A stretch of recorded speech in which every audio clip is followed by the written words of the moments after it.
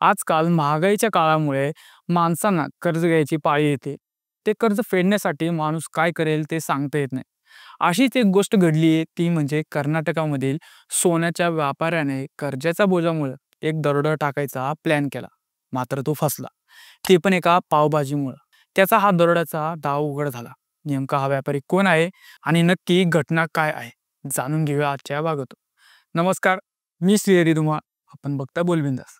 फारुक मलिक असं या व्यापाऱ्याचं नाव. तो मूळचा पश्चिम बंगालचा, पण तो कलबुर्गीमध्ये सोन्याचा व्यापार करायचा. त्याच्यावर 40 लाख रुपयांचं कर्ज होतं. ते त्याला फेडायचं होतं. त्याने खूप खटाटोप केला.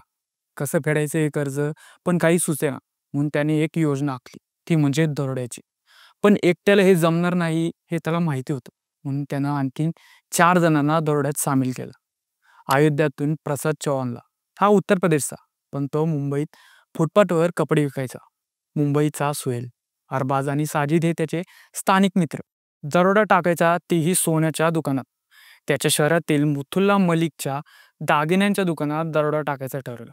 मुथुल्ला मलिकचं दागिन्यांचं दुकान चांगलं चालायचं, म्हणून फारुकला ते माहीत होतं. आणि इथं आपल्याला पैसे भेटणारच. तारीख ठरवली 11 जुलै आणि दुपारची वेळ. दुपारी 12:15 वाजता 4 जण त्यांच्या दुकानात घुसतात. चेहरे कापडाने झाकलेले.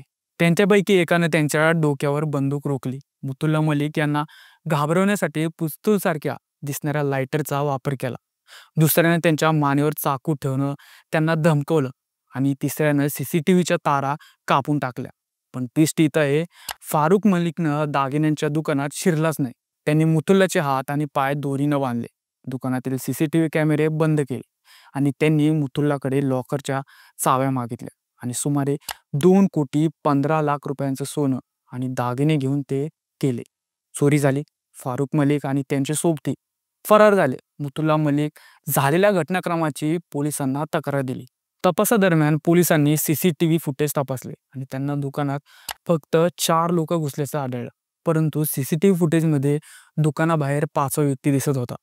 या 5व्या व्यक्तीचा मोबाईल नंबर सापडत नव्हता. तर 4 जणांनी त्यांचे मोबाईल फेकून दिले होते.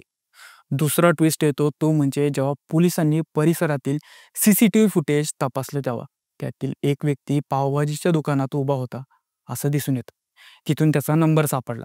हा 5वा व्यक्ती संपूर्ण प्रकरणाचा सूत्रधार आणि कर्जाच्या ओझ्याखाली दबलेला सोनार होता आणि दुसरा कोणी नसून तो फारुक मलिक होता.